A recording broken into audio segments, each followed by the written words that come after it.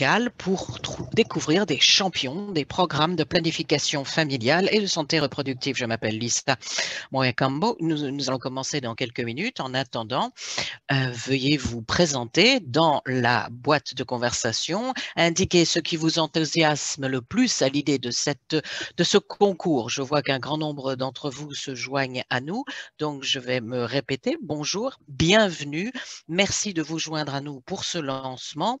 Nous nous réjouissons de partager beaucoup d'informations sur cette initiative excellente.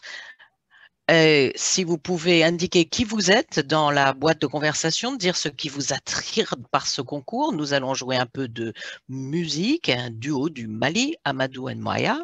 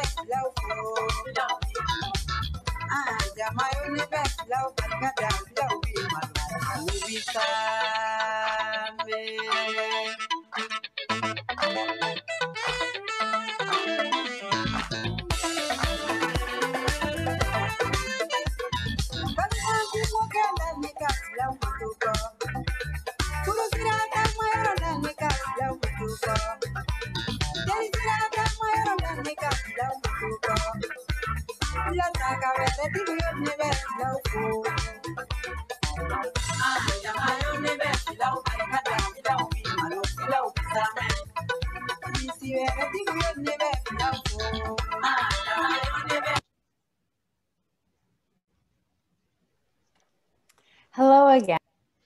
Bonjour à tous, merci de vous joindre à nous pour ce lancement du pitch, un concours d'identification des champions pour les programmes de santé reproductive et de planification familiale.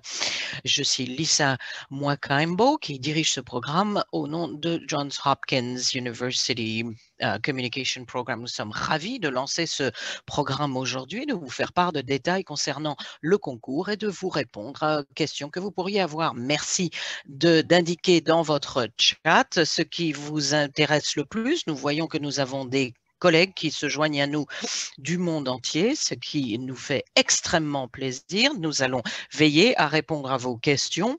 C'est exactement l'objectif de la réunion d'aujourd'hui. Et comme un grand nombre d'entre vous l'ont indiqué, nous sommes absolument ravis de voir les innovations qui sont nées dans la région. N'hésitez donc pas à continuer à utiliser la chat box, la boîte de conversation, pour poser les questions que vous pourriez avoir et nous réserverons du temps à la fin de la présentation pour donner à chacun d'entre vous la possibilité d'avoir des réponses à vos questions. Merci encore de vous joindre à nous. Nous allons passer à la première diapositive. Nous allons vous donner quelques détails du point de vue logistique.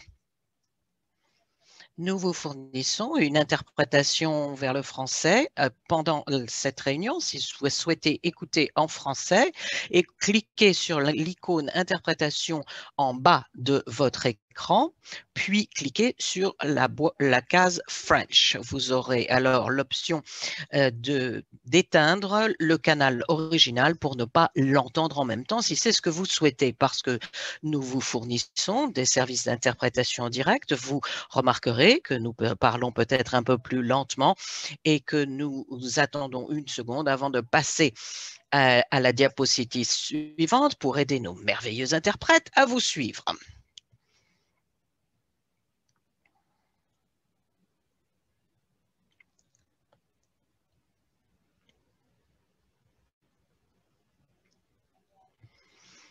Je vous présente maintenant les orateurs d'aujourd'hui. Comme je l'ai dit, je suis Lisa Moakambo, je suis chargée de programme senior numéro 2 de Johns Hopkins CCP, un des membres de l'équipe qui gère ce concours du pitch. Et je vous présente aussi ma collègue Rouaïda Salem, qui est un chargé de programme principal au Johns Hopkins CCP, qui est le chargé de programme pour l'équipe Knowledge Solution et qui mène l'équipe de co-création.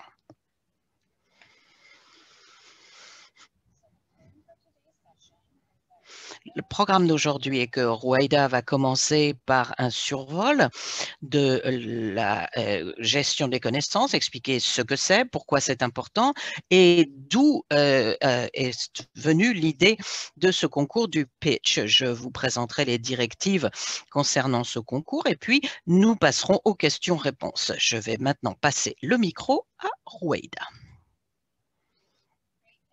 Merci beaucoup, Lisa. Merci à tous d'être avec nous ce jour. Nous sommes vraiment heureux de lancer ce concours aujourd'hui et je suis ravie qu'il y ait tant de vous qui se soient enjoints à nous. Nous espérons pouvoir répondre à toutes les questions que vous pourriez avoir. Je vais commencer par vous faire un survol très rapide du projet Knowledge Success pour ceux d'entre vous qui ne le connaissent peut-être pas aussi bien. Knowledge Success, notre objectif est de garantir aux gens qui travaillent dans les programmes de santé reproductive et planification familiale peuvent identifier, partager et utiliser les connaissances dont ils ont besoin pour transformer les vies des femmes, des hommes, des couples et des familles partout dans le monde. J'espère donc que vous vous reconnaissez parmi notre public ciblé, que vous soyez un conseiller technique, un prestataire de soins ou que vous jouiez un autre rôle dans la mise en œuvre de ces programmes.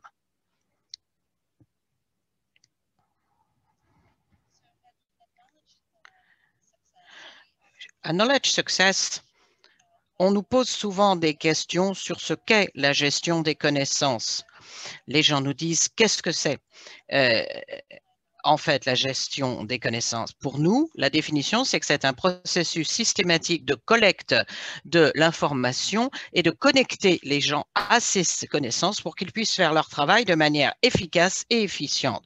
Pourquoi cette concentration sur les connaissances? Eh bien, nous reconnaissons tous que les connaissances sont l'élément essentiel pour relever les défis de la santé dans le monde. Ce que nous savons a un impact sur ce que nous faisons.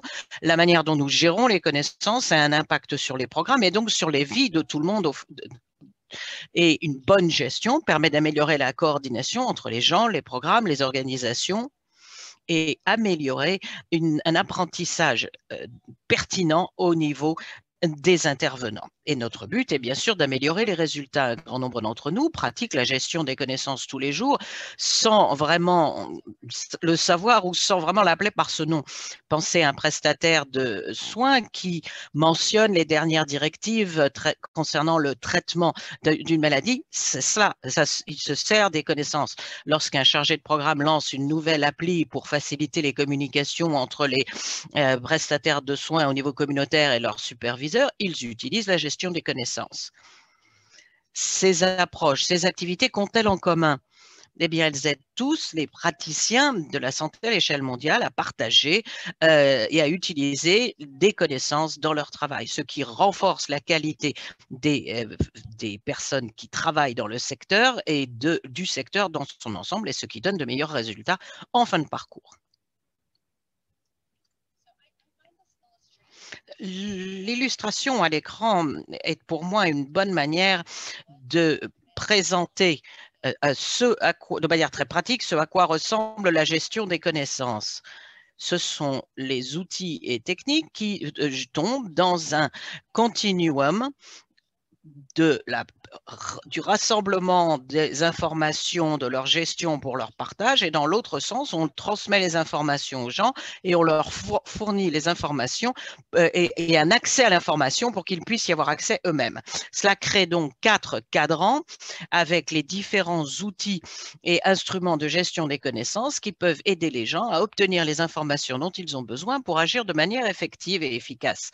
En haut de la matrice, vous voyez les outils et les techniques qui prévoient une interaction plus poussée entre les êtres humains, les réunions, les conférences et aussi des techniques un peu plus spécialisées comme les évaluations par les pairs. En bas, vous voyez les outils et techniques qui sont utilisés pour partager ce que l'on appelle les connaissances codifiables, celles qu'il est possible de coucher sur papier sans difficulté. Vous y trouverez par exemple les publications, les sites web qui sont utiles pour partager les informations avec de grands groupes de personnes. Une autre des raisons pour lesquelles cette illustration me parle, c'est que c'est un bon rappel du fait que la gestion des connaissances n'a pas toujours besoin d'être une solution technologique, une base de données ou un site web. La gestion des connaissances englobe toute une gamme d'activités qui relient les gens ensemble parce que nous sommes convaincus qu'à son cœur, la gestion des connaissances concerne les gens. Les connaissances sont créées, saisies et échangées par le biais des interactions entre les êtres humains.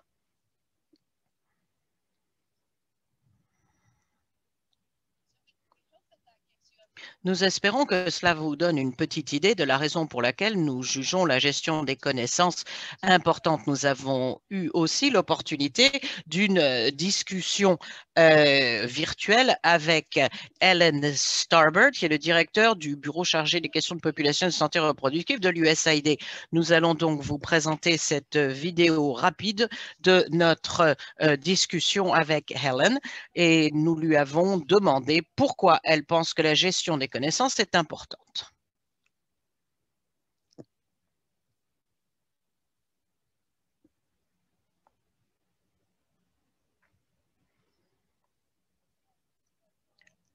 L'USAID est une organisation fondée sur les connaissances. Nous travaillons sur des questions complexes, dans des environnements complexes et évolutifs.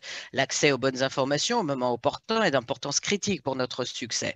Une bonne gestion des connaissances garantit que nous apprenions constamment, que nous nous engagions concrètement et que nous nous améliorions constamment sur la base des plus récents éléments probants dont nous disposons.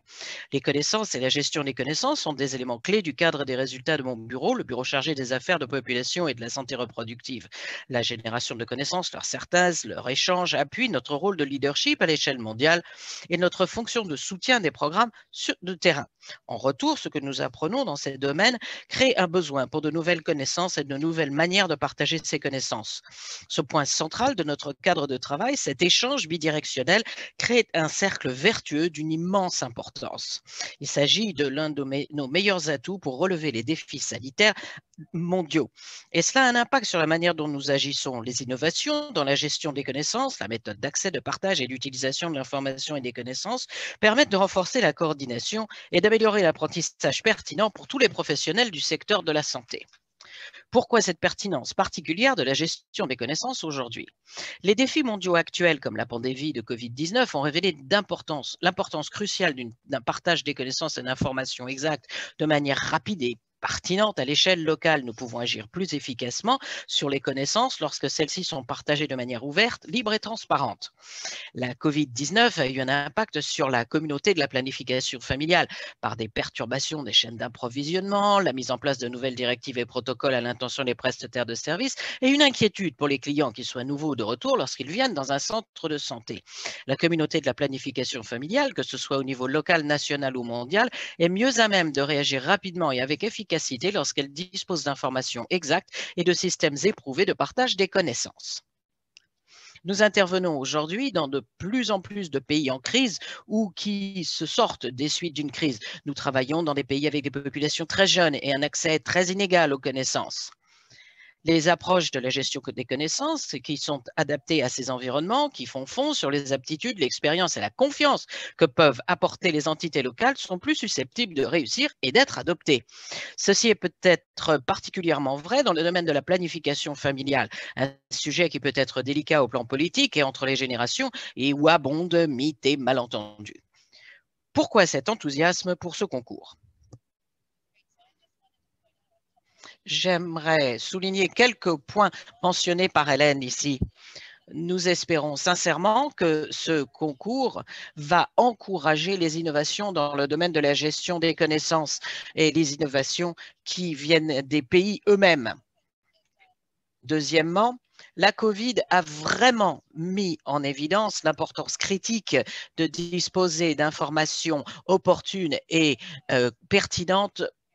Et cela s'applique à tous les secteurs de la santé, y compris les programmes de planification familiale. Malgré nos meilleures intentions, toutefois, nous savons que les professionnels de la planification familiale ne s'impliquent pas toujours dans le cycle complet de la recherche, de la synthèse et du partage des informations. Pourquoi? L'an dernier, nous avons eu la possibilité d'organiser des recherches sur la gestion des connaissances et d'organiser des ateliers de co-création avec des professionnels de la planification familiale, ce qui nous a permis de mieux comprendre les comportements actuels de gestion des connaissances et les besoins des professionnels de la planification familiale dans le monde entier. La semaine dernière, nous avons organisé un webinaire pour examiner les résultats que nous avons tirés des ateliers, en particulier sur la co-création, et j'encourage donc tout le monde à se reporter à cet enregistrement si vous n'avez pas pu vous y connecter aujourd'hui. Je vais résumer les grands obstacles et les opportunités pour une bonne gestion des connaissances et nous espérons que ceci va vous fournir un contexte utile au fur et à mesure que les gens développent des idées pour le concours du pitch. Certains des grands obstacles sont ce que l'on appelle la surcharge de choix et la surcharge de connaissances. Pour la surabondance de choix, c'est le moment quand vous avez trop de choix. Vous devenez frustré ou il y a un manque d'action après. Beaucoup de professionnels de la santé reproductive et la planification familiale ont dit que ils ont besoin, même si l'Internet a fourni un meilleur accès aux informations, il y a trop d'informations. On se sent très vite débordé, particulièrement parce qu'il n'y a pas de moyen facile pour filtrer les résultats. Encore un obstacle, beaucoup de professionnels de la planification familiale et la santé reproductive ont beaucoup de travail et sont très occupés. Souvent, on n'a pas le temps d'aller regarder la source des informations ou on n'a pas le temps de bien regarder toutes les informations. Un obstacle lié à cela est la surcharge cognitive. Trop d'informations sont présentées d'une façon difficile à comprendre. Cela peut rendre difficile l'analyse des informations. Voilà quelque chose qui a été essentiel. Nous avons entendu parler de ça dans tous les ateliers. Cela représente un obstacle clé à l'application des informations dans leur programme. La plupart des professionnels ont dit qu'ils ont besoin d'un accès aux informations qu'ils peuvent utiliser directement dans le programme. Ils ont trouvé qu'il y avait beaucoup d'informations qui ne s'appliquaient pas au contexte, où il y avait des informations qui n'étaient pas assez spécifiques. Il y a un manque d'informations sur ce qui fonctionne pour la planification familiale, ainsi que les détails de la mise en œuvre et les informations sur ce qui ne fonctionne pas pour la planification familiale. Voilà quelques obstacles. Ils ont noté aussi qu'avec les données probantes, ils voulaient plus d'informations pertinentes qui s'appliquent à leur contexte spécifique. Les exemples des pays avec une démographie similaire ou avec des normes similaires aux leurs. On a aussi noté qu'il y avait des données de mauvaise qualité. Même quand il y a des données de bonne qualité, ces données sont présentées dans des formats difficiles à comprendre. Enfin, beaucoup de professionnels de la planification familiale ont parlé d'une manque de ressources dans leur langue maternelle. Cela représente un obstacle important à l'amélioration de leur programme de planification familiale. Nous avons entendu parler beaucoup de cela dans nos programmes avec les pays en Afrique francophone. Il y a une manque de disponibilité des ressources en français. Mais il y a aussi des points positifs que j'aimerais souligner. Nous avons une catégorie d'opportunités avec les normes organisationnelles et sociales. Nous avons découvert qu'il y a une culture de partage d'informations qui est assez forte entre les organisations. Beaucoup d'organisations, au fil du temps, ont augmenté leur sensibilité pour l'importance de la gestion des connaissances.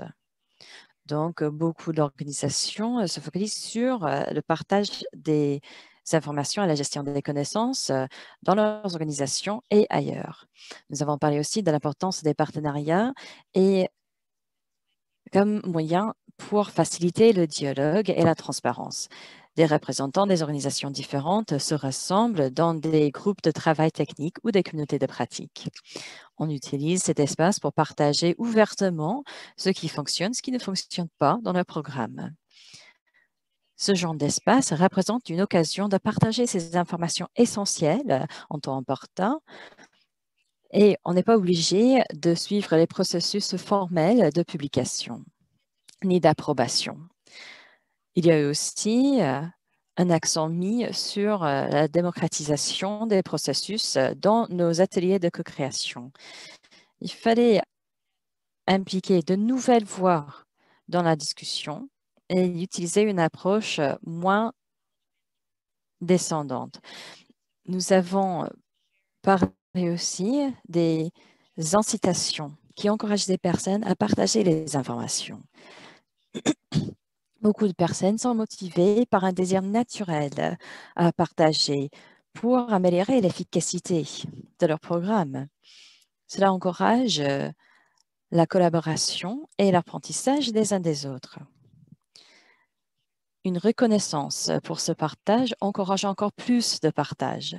Si nous utilisons les moyens de reconnaître les individus et les organisations pour le partage des informations importantes, cela peut encourager encore plus ces comportements.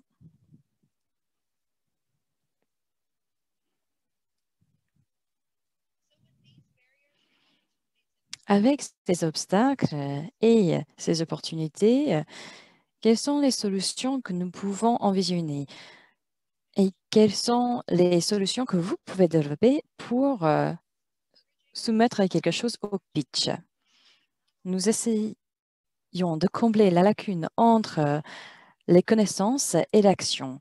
Il faut non seulement avoir accès aux informations, mais aussi les utiliser pour améliorer nos programmes. Nous avons reçu une centaine d'idées de comment améliorer nos programmes. Nous avons regardé toutes ces idées et nous les avons groupées dans 3 catégories. La première, les solutions qui recueillir et qui documente les informations sur la planification familiale. Il est important de créer une sorte d'organisation de ces informations pour que ce soit facile à utiliser. Deuxième classement, les solutions qui connectent les personnes aux connaissances. Ces personnes peuvent partager les informations, peuvent avoir des échanges et aussi on peut renforcer les collaborations entre des individus et les organisations. Enfin, les solutions de la GC peuvent travailler pour renforcer la capacité des GC. Avec cela, les professionnels peuvent apprendre des uns des autres. Voilà quelque chose que nous avons appris. L'importance du contexte. Il faut encourager les solutions venant des personnes qui connaissent la réalité sur le terrain et qui travaillent sur le terrain. L'innovation ne doit pas être quelque chose de nouveau. Cela peut être quelque chose qui manque dans un contexte spécifique. Cela peut dire d'adapter quelque chose qui marche ailleurs à votre contexte ou de prendre un programme pilote et de la mettre en œuvre dans un autre pays. Le pitch est un moyen d'identifier les champions de connaissances en Afrique et en Asie avec des idées différentes de comment mettre en œuvre des solutions différentes dans leur pays, dans leur programme et partout dans la région. L'objectif principal de ces innovations, d'assurer que les programmes sont conçus et mis en œuvre d'une façon efficace. Il faut apprendre de ce que la communauté a déjà fait et ce qu'on attend pour l'avenir. Avec cela, les hommes et les femmes peuvent avoir accès et utiliser la planification familiale. J'espère qu'avec ce concours, nous pouvons avoir des idées ou avec cette présentation, vous aurez des idées de ce que vous pouvez présenter pour le pitch. Maintenant, je passe le micro à Lisa pour parler plus du concours.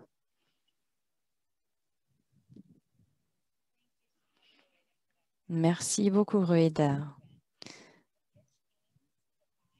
Le pitch veut identifier et soutenir les organisations qui sont passionnées de la planification familiale et la santé reproductive et qui peuvent être champions des solutions de la GC.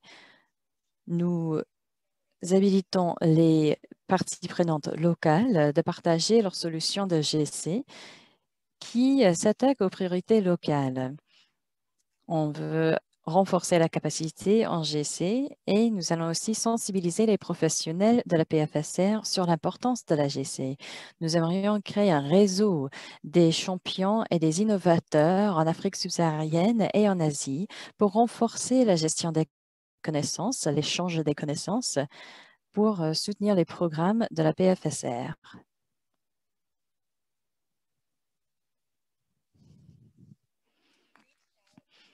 Nous avons parlé avec Chandra Mouli, un chercheur dans la PFSR. Il est expert et champion à l'Organisation mondiale de la santé. Nous avons parlé avec lui pour savoir ce qui lui motive au niveau de ce concours. Voilà sa réponse passionnée. Qu'est-ce qui vous motive au niveau de ce concours? Je suis née en Inde. J'ai vécu en Zambie pendant 10 ans et pendant quelques mois au Zimbabwe avant de rejoindre les rangs de l'OMS il y a 25 ans. J'ai souvent pensé que les enseignements tirés des expériences des pays bénéficient de moins d'attention, notamment au niveau de l'élaboration des lignes directrices et d'action d'information. S'il y a quelque chose que la COVID-19 nous a appris, c'est que les meilleures réponses n'émanent pas des pays les plus riches. Elles ne viennent pas des pays où se trouvent les plus anciennes facultés de santé publique ou qui publient les journaux les plus prestigieux, pas plus que des pays qui dépensent des sommes, un temps et des efforts considérables à fournir un soutien technique à d'autres pays. Qu'espérez-vous de ce concours? L'un des grands axes de ma vie ces 10 dernières années a consisté à documenter et évaluer des initiatives qui sortent de l'ordinaire et qui souvent ne sont pas examinées ou réexaminées. Un concours comme celui-ci qui examine et respecte les enseignements du terrain me passionne et constitue, selon moi, la meilleure approche. Ce n'est pas dans les manuels que l'on trouvera les meilleures solutions et les anciens chefs de file de la santé publique ne disposent plus de l'expertise technique ni de l'autorité morale pour fournir des lignes directrices au reste du monde. Souvent, des documents publiés par de nombreuses organisations parlent de faire de la recherche, puis de passer de la recherche à l'action et de l'importance de l'obtention du soutien politique.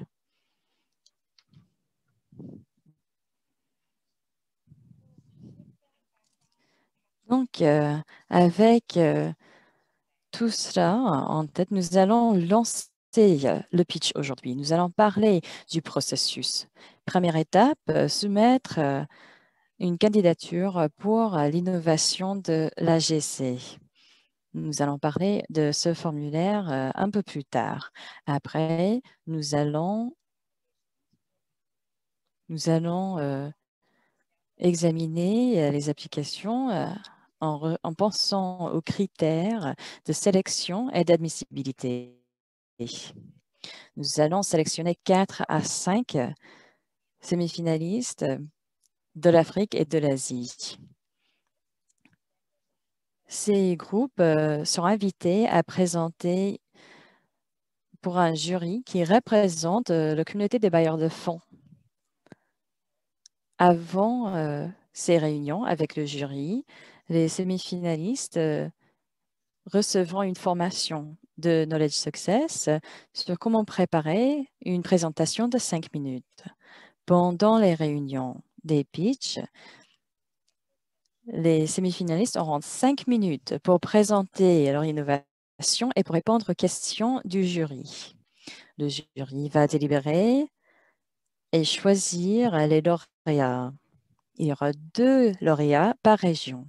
Ces lauréats seront annoncés dans un épisode de YouTube, sur YouTube, vers la fin mars. Les lauréats recevront une subvention de jusqu'à 50 000 $ américains. Et on va demander aux lauréats de mettre en œuvre leur programme dans 5 mois et ils bénéficieront de l'aide pour mettre en œuvre leur programme. Alors, pourquoi devriez-vous participer à ce concours? Ce concours est une plateforme qui présente les innovations de la planification familiale et de la reproductive, de la santé reproductive. Qu'il s'agisse d'une nouvelle idée ou d'une idée qui existe déjà et qui va être améliorée. Il y aura 2 lauréats par région qui recevront à hauteur de 50 000 $ des États-Unis pour la mise en œuvre de leurs idées novatrices. Ils bénéficieront d'une formation, d'un mentorat par Knowledge Success et ils partageront leur expérience avec toute la communauté de la planification familiale et de la santé reproductive par le biais de la plateforme de Knowledge Success. Alors, en termes d'éligibilité, des critères d'éligibilité, les candidatures doivent provenir d'organisations dans la famille des pays prioritaires pour l'USAID en termes de planification familiale en Afrique et en Asie. Il s'agit de l'Éthiopie, de la République démocratique du Ghana, de l'Afghanistan, du Bangladesh, du Ghana, de l'Inde, Kenya, Libéria, Madagascar, Malawi, Mali, Mozambique, Népal, Nigeria, Pakistan, Philippines, Rwanda, Sénégal, Soudan du Sud, Tanzanie, Ouganda, Yémen et Zambie. Les candidatures doivent provenir, je le répète, d'organisations. Cela peut inclure des organisations qui représentent des consortiums internationaux tels que le groupe de la communauté de l'Afrique de l'Est et de l'Afrique centrale ou des groupes de travail technique ou d'autres.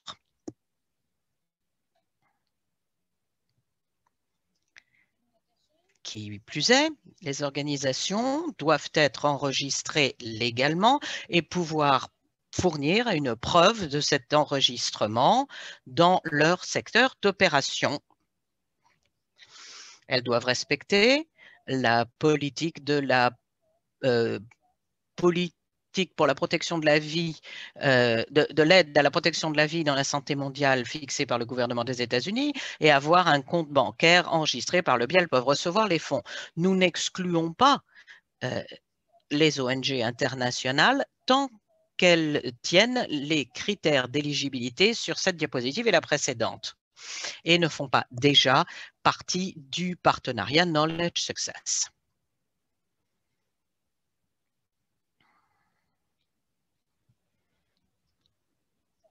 Alors, comment démarrer?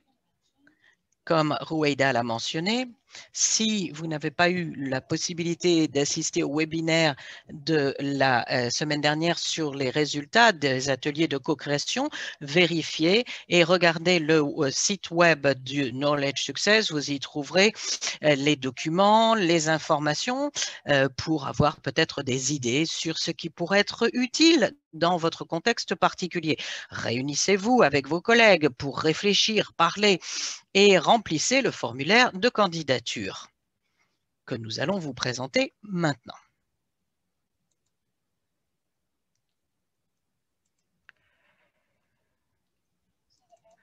Le formulaire de candidature commence par une description brève du pitch en anglais et en français, et puis chacune des cases doit être remplie pour que la candidature soit retenue.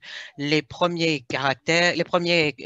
cases, ce sont les informations de contexte, le nom de l'organisation, son adresse, le pays, les coordonnées du point de contact pour la personne qui va transmettre cette candidature. Ensuite, nous attaquons avec l'essentiel de la candidature où nous vous demandez d'indiquer quel est le défi de la planification familiale et santé reproductive que vous prévoyez de résoudre grâce à votre solution innovante de gestion des connaissances. Nous donnons une limite de 300 caractères, mais c'est simplement une ligne directrice pour vous aider à vous concentrer dans vos réponses. Sur la base des lacunes de connaissances, des besoins de connaissances ou autres, nous vous demandons de décrire votre innovation et comment vous prévoyez de la mettre en œuvre. Nous fournissons des questions approfondies que nous vous invitons à examiner, comme vous pouvez le voir à l'écran sur ce qui apparaît dans le formulaire.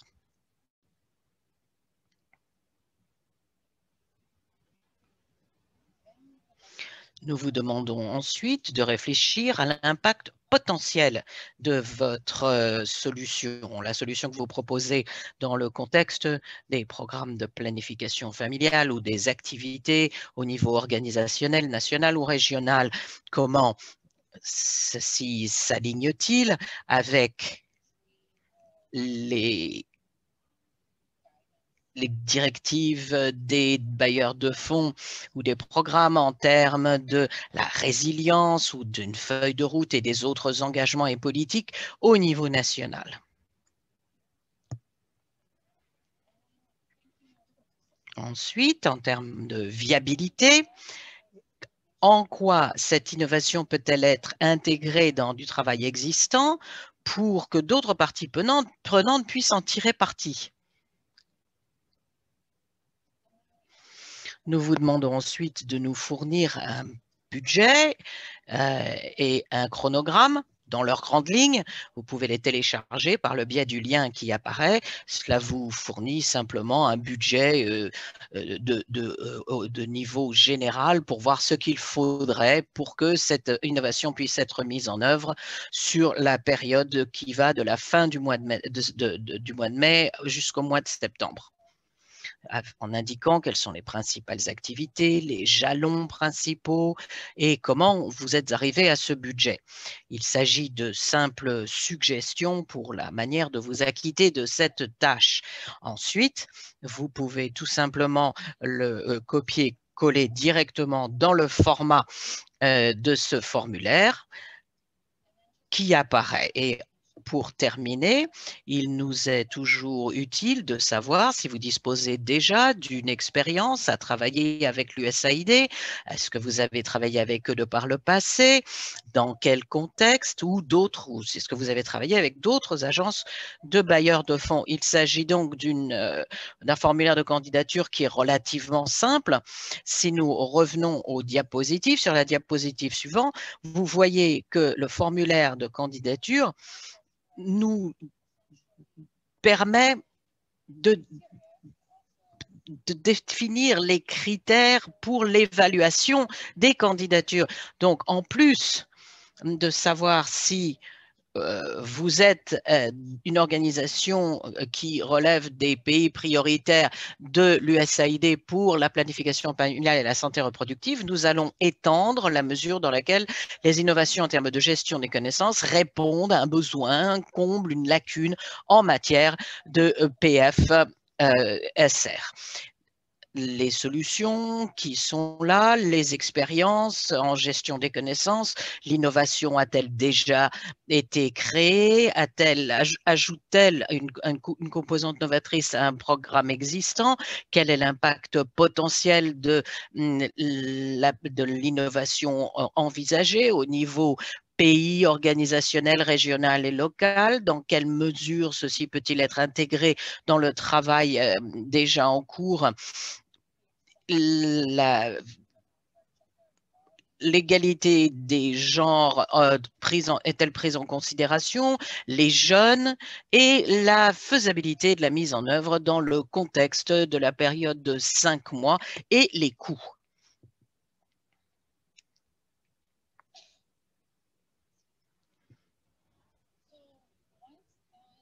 Une fois que ces 4 à 5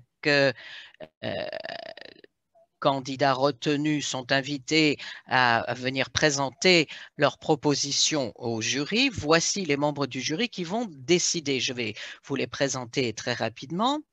Il s'agit de Mewita Budarasana, qui est un orateur principal de l'Université des biostatistiques de la Faculté de santé publique de l'Université d'Indonésie. Depuis plus de 30 ans, elle enseigne des cours sur la population, la question du genre et la santé reproductive et la planification familiale.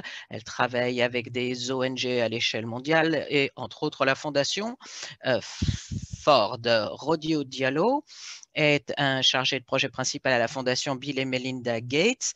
Elle gère le portefeuille de la fondation au Nigeria.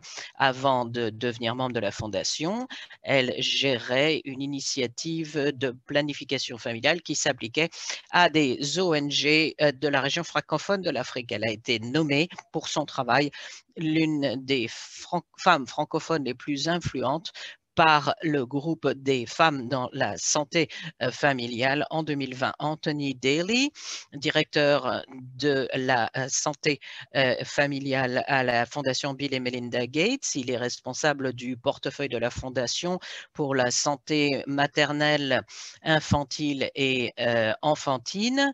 Il a passé 20 ans comme conseiller de santé avec le DFAD. Clive Mutunga est un chargé de projet principal dans le secteur de la population et de la santé reproductive de l'USAID, où il assure la supervision et de la coordination du travail de l'USAID et se concentre sur les liens entre l'environnement, la population et le développement, y compris l'intégration et l'intersection de la planification familiale et de l'environnement. Joanne Peters est directeur de l'innovation sociale pour l'équipe d'impact communautaire mondiale de Johnson & Johnson pour se servir de l'innovation technologique pour appuyer les prestataires de santé de première ligne. Elle gère un portefeuille de programmes de messages texte rapides. Et Tara Sullivan, qui est responsable de CCP Knowledge Success, elle est le directeur de ce projet et elle en travaille à Johns Hopkins University, à l'université de santé publique de Johns Hopkins, où elle enseigne. Elle travaille depuis plus de 20 ans dans ce secteur et elle se concentre sur la qualité des soins et la gestion des connaissances, entre autres sujets d'importance. Avant que nous ne passions à vos questions, nous avons préparé quelques questions sur ce que nous avons reçu jusqu'à présent. J'aimerais que nous les examinions en vitesse. J'espère que cela répondra aux questions qui apparaissent dans la boîte de conversation. Premièrement, les candidatures doivent-elles concerner une nouvelle innovation ou peuvent-elles être utilisées pour financer une innovation déjà en cours de mise en œuvre?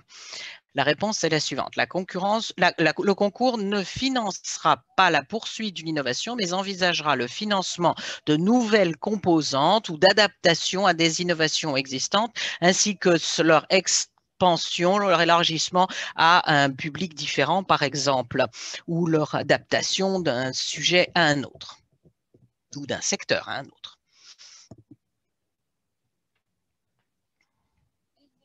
Y a-t-il une limite au nombre de soumissions d'une organisation donnée? Il n'y a pas de limite au nombre de soumissions qu'une organisation peut soumettre. Cependant, seulement une candidature par organisation pourrait recevoir le prix.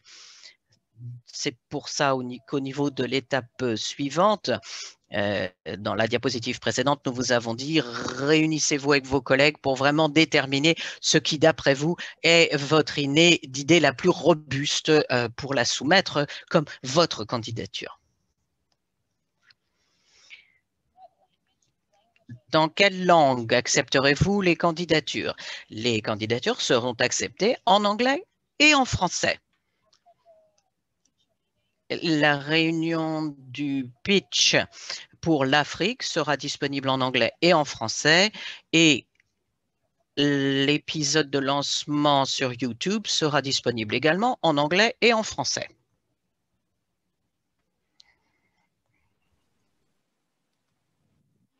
Je viens de répondre à cette question en fait. Le concours sera diffusé pour le concours régional africain en anglais et en français. Et le concours régional en Asie sera diffusé en anglais.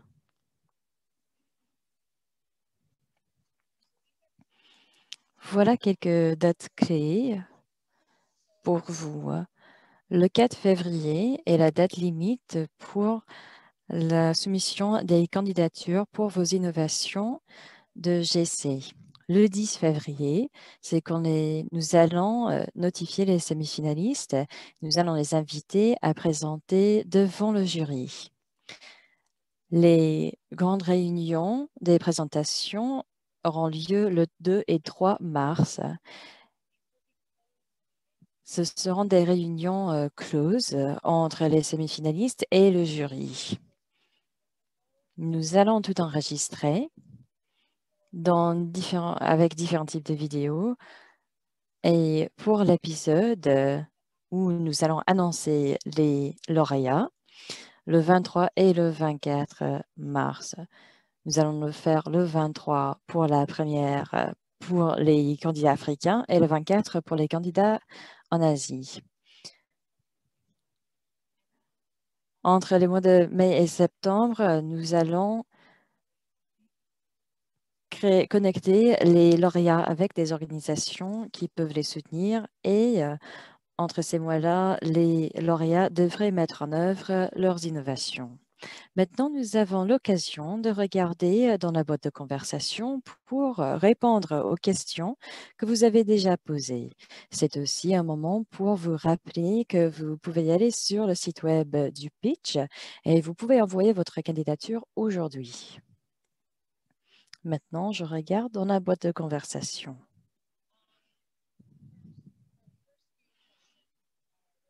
Les premières questions sont sur la disponibilité de ces diapos et aussi de la vidéo de cette présentation.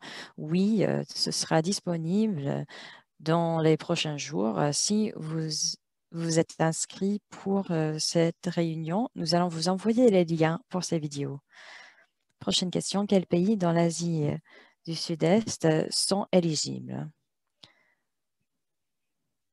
Le bureau chargé de la population et la planification familiale, les pays prioritaires sont le Bangladesh, l'Inde, le Pakistan, le Népal, le Yémen. Vous pouvez trouver toute la liste des pays prioritaires sur le diapo et aussi sur le site web du pitch.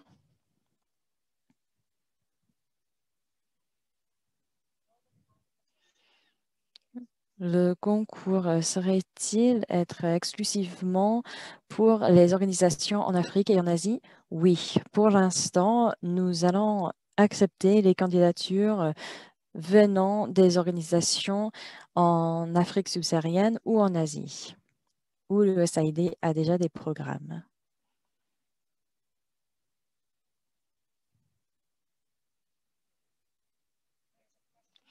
Je vois qu'il y a une question. Je vois que le Burkina n'est pas sur la liste. J'imagine que les organisations burkinabées ne peuvent pas participer. Oui. Nous allons choisir des candidats parmi les pays prioritaires de l'USAID et malheureusement, le Burkina n'est pas sur cette liste.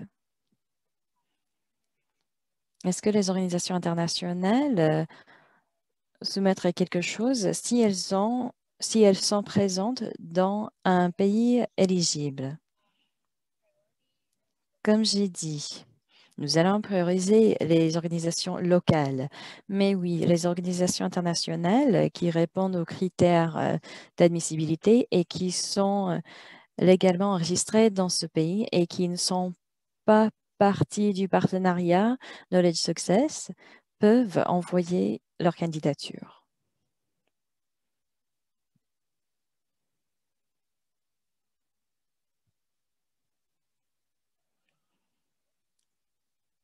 Un moment, je regarde les questions.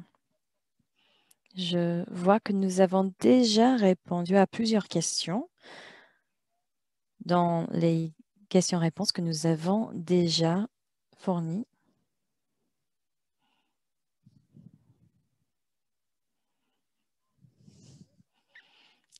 Est-ce qu'un groupe d'organisations peut-il travailler ensemble pour une soumission? Oui, nous vous encourageons à travailler ensemble. Mais si ce groupe est sélectionné, une organisation sera l'organisation qui reçoit la subvention. Donc, il y aura une organisation qui gère cet engagement.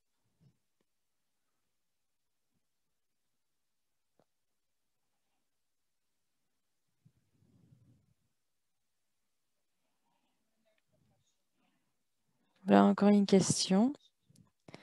Est-ce que la soumission doit-elle émaner d'une organisation? Oui. Les individus peuvent toujours envoyer une candidature au nom d'une organisation ou d'un consortium des pays, comme une association locale des professionnels, mais cette association doit répondre aux critères d'éligibilité, doivent être légalement enregistrés, avec un compte bancaire enregistré, et aussi suivre la PLGH et la politique sur la santé mondiale.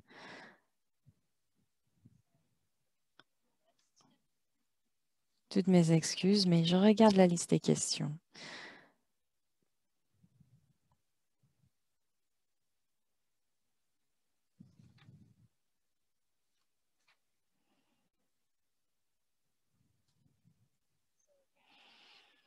Encore une fois, oui, nous allons prioriser les pays prioritaires de l'USAID.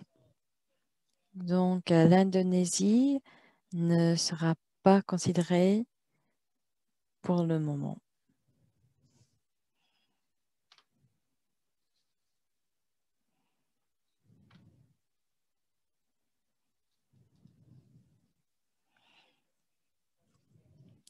Voilà, la même chose pour le Sierra Leone. La liste des pays prioritaires. Émilie, si vous pouvez retourner au diapo avec la liste des pays. Je pense que ce serait utile. Le lien au site web de l'USAID est disponible sur le site web du pitch. Merci.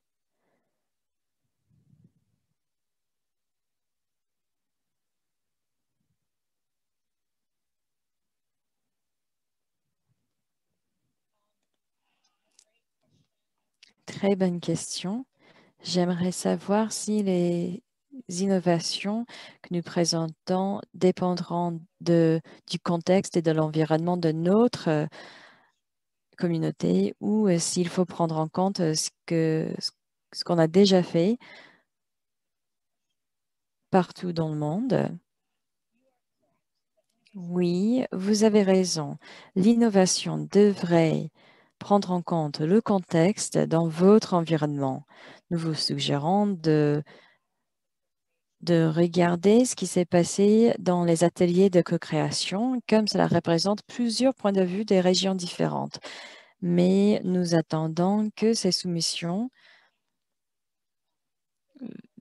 viendront vraiment de la réalité et de ce qui se passe sur le terrain. Voilà une question. Y a-t-il un besoin pour une note conceptuelle séparée de la soumission? Non, il n'y a pas besoin de cela. Il faut tout simplement répondre à toutes les questions sur le formulaire de candidature. Si vous avez répondu à toutes les questions, ça va. Encore une question. Pourquoi n'avez-vous inclure aussi les organisations internationales? Oui, les organisations internationales sont aussi incluses dans la liste, mais nous allons prioriser les organisations locales. Quand je parle des organisations locales, les priorités sont les organisations locales et nationales, mais nous allons prendre en considération les organisations internationales qui répondent aux critères.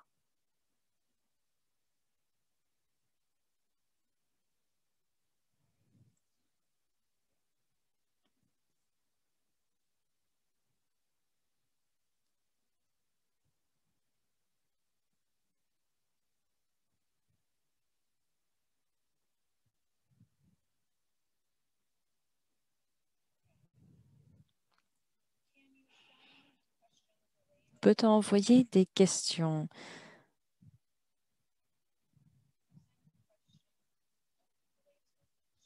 Peut-on envoyer des questions par rapport à la soumission pendant que nous sommes en train de développer notre candidature? Oui, si vous avez des questions sur le processus de soumission, vous pouvez envoyer ces questions à notre équipe et notre équipe va répondre à vos questions. Les coordonnées sont aussi sur le site web du lancement du pitch.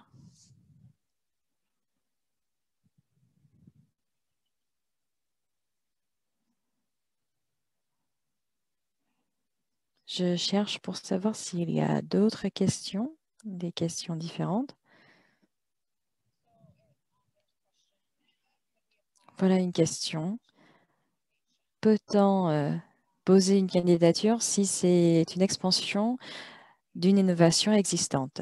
Oui, comme on a dit, si ce n'est pas une poursuite de la même activité, s'il y a une adaptation ou une amplification, nous pouvons prendre en compte ou prendre en considération cette candidature. Les organisations qui n'ont pas reçu l'aide de l'USAID peuvent-elles poser une candidature? Oui. Encore une question. La DRC est-elle un pays prioritaire? Oui. La RDC est un pays prioritaire et les pays qui n'ont pas encore reçu des subventions de la part de l'USAID peuvent poser une candidature. Il y a quelques critères. Il faut être légalement enregistré. Il faut aussi suivre la politique sur la protection de la vie dans les assistances de la santé mondiale et aussi avoir un compte bancaire enregistré. Nous avons 2 minutes de plus. Je regarde pour savoir s'il y a d'autres questions.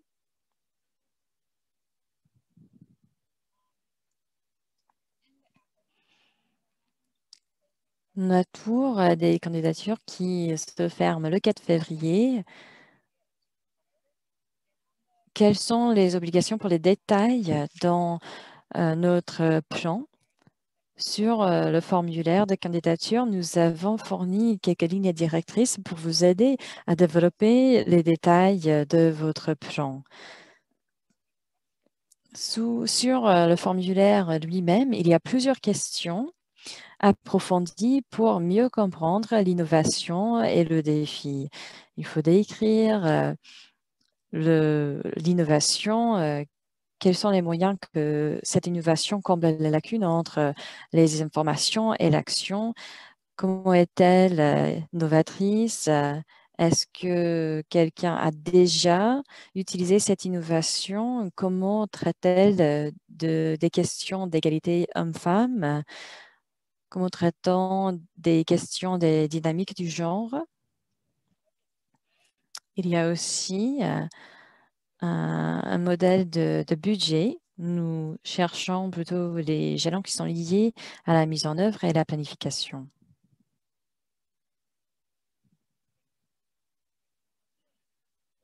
Je peux aussi répondre à cette question.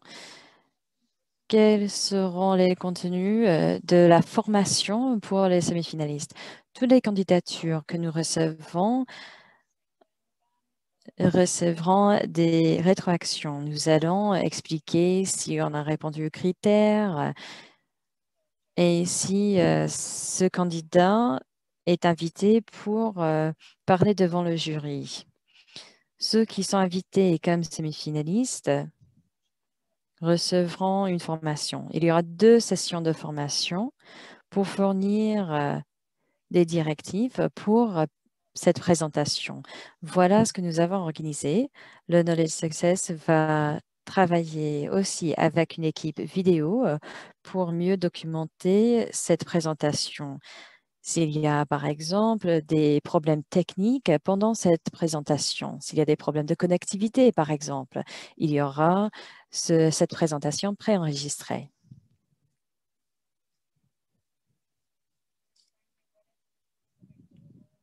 Enfin,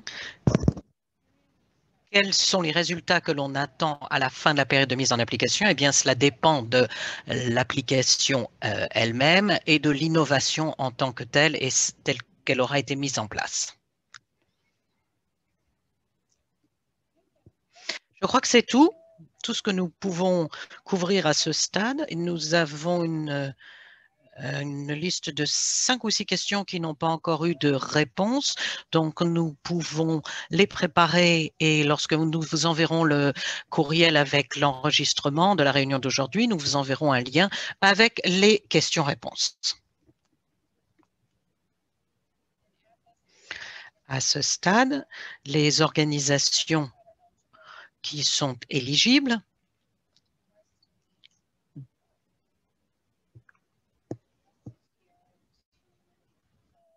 doivent respecter